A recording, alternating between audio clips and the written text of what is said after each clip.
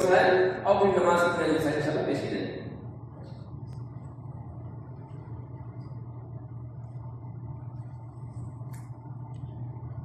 السلام علیکم ورحمۃ اللہ وبرکاتہ۔ بسم اللہ والصلاۃ والسلام علی رسول اللہ اما بعد۔ اللہ کی صلی اللہ علیہ وسلم کی ایک صحیح حدیث ہے، اس سے یہ معلوم ہوتا ہے کہ پیارے آقا صلی اللہ علیہ وسلم جب معراج پہ گئے تو آپ کو 3 تحفے ملے، اس کو یاد رکھیے گا۔ معراج کے سفر میں بہت سارے چیزیں آپ کے ساتھ ہوئی، لیکن 3 خاص ہدیہ اللہ کے نبی صلی اللہ علیہ وسلم کو دیا۔ ایک ہدیہ تو آپ جانتے ہیں کہ جب شب معراج سے لوٹے تو یہ 5 نماز لائے تحفہ ساتھ پیغمبر ہمارے واسطے، پوری کی پوری شریعت اس زمین پر اتاری گئی، پورا قرآن، لیکن جب نماز کو فرض کرنا ہوا تو اللہ تبارک و تعالیٰ نے اپنے محبوب کو اپنے پاس بلایا اور ڈائریکٹلی یہ نماز کا تحفہ عطا کیا۔ اس سے نماز کی اہمیت کا اندازہ ہوتا ہے۔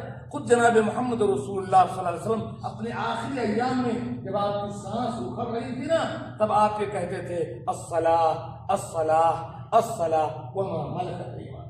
تیری امت کے لوگوں، نماز نماز نماز اور نماز نہیں چھوڑنا اور اپنے ماتم کو رکھنا۔ تو پہلا تحفہ جو آپ کو دیا گیا معراج میں وہ نماز کا تحفہ ہے۔ اس کے لیے کچھ بھی ہو جائے، کسی بھی حال میں دین کی بہت ساری چیزیں دوسروں کے لیے کسی مجبوری میں معاف ہے، لیکن نماز ایک ایسی چیز ہے جب تک آپ کو ہوش و حواس ہے تب تک آپ کو نماز معاف کرے گا۔ دوسرا تحفہ جو اللہ کے نبی صلی اللہ علیہ وسلم کو عطا کیا گیا وہ سورہ بقرہ کی آخری 2 آیات ہیں۔ ہمارے جو بھائی پڑھے لکھے ہیں وہ جانتے ہیں سورۃ البقرہ کی آخری 2 آیات آمن الرسول سے شروع کر کے شروع میں ایمان اور عقائد کا ذکر ہے، اس کے بعد لا یکلف اللہ کے بعد سے دعا اللہ رب العالمین نے بڑی بہترین دعا سکھائی ہے۔ تو یہ سورہ بقرہ کی 2 آیات پھر سے اللہ کے نبی صلی اللہ علیہ وسلم کو معراج کی رات خصوصی ہدیہ اور گفٹ کے طور پر دیا گیا ہے۔ اس کی بہت بڑی اہمیت ہے۔ اللہ کے نبی صلی اللہ علیہ وسلم نے فرمایا، صحیح حدیث ہے، من قرأہما فی لیلۃ کفتاہ، جو کوئی آدمی رات میں اس کو پڑھ لے سورہ بقرہ کی آخری 2 آیات کو، وہ اس کے لیے کافی ہو جائیں گی۔ شارحین اور محدثین نے کہا کس چیز کے لیے کافی ہو جائیں گی؟ تہجد کے لیے کافی ہو جائیں گی، پورا قرآن پڑھنے کے لیے کافی ہو جائیں گی۔ اور یہ سورہ بقرہ کی آیت ہے، جن بھوت جادو ٹونا جادوگر تمام جو ہے آپ کی بیماری اور آپ کے رزق میں برکت تمام کے لیے یہ 2 آیتیں کافی ہو جائیں گی۔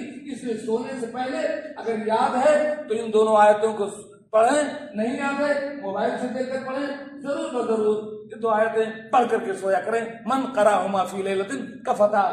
اور تیسرا اور آخری تحفہ اور جو سب سے اہم تحفہ دیا گیا وہ یہ تھا کہ اے اللہ کے نبی صلی اللہ علیہ وسلم، آپ کی امت میں سے جو کوئی شرک کیے بغیر مر جائے گا ہم اس کے بڑے بڑے گناہوں کو معاف کر دیں گے۔ یہ مین پوائنٹ ہے جس کے لیے سارے انبیاء کرام اس دنیا میں تشریف لائے۔ وَلَقَدْ بَعَثْنَا فِي كُلِّ أُمَّةٍ رَسُولًا أَنِ اعْبُدُوا اللَّهَ وَاجْتَنِبُوا الطَّاغُوتَ۔ ہم نے ہر قوم میں ایک رسول بھیجا، اس کی ڈیوٹی یہ تھی کہ وہ بتا دے کہ ایک اللہ کی عبادت ہونی چاہیے اور شرک نہیں ہونا چاہیے۔ اگر شرک نہیں کیا آپ کی امت نے تو اس کے بڑے بڑے گناہوں کو ہم معاف کر دیں گے۔ یہی بات اللہ تبارک و تعالیٰ نے قرآن مجید میں کہی ہے کہ ان اللہ لا یغفر ان یشرک بہ ویغفر ما دون ذلک لمن یشاء۔ اللہ تعالیٰ اس بات کو کبھی نہیں معاف کرے گا کہ اس کے ساتھ شرک کیا جائے، اور شرک کے علاوہ دوسرے گناہ ہے اگر اللہ تبارک و تعالیٰ چاہے تو معاف کر دے گا۔ شرک کی موجودگی میں آپ کا سارا عمل باطل ہے، کچھ بھی قبول نہیں ہے۔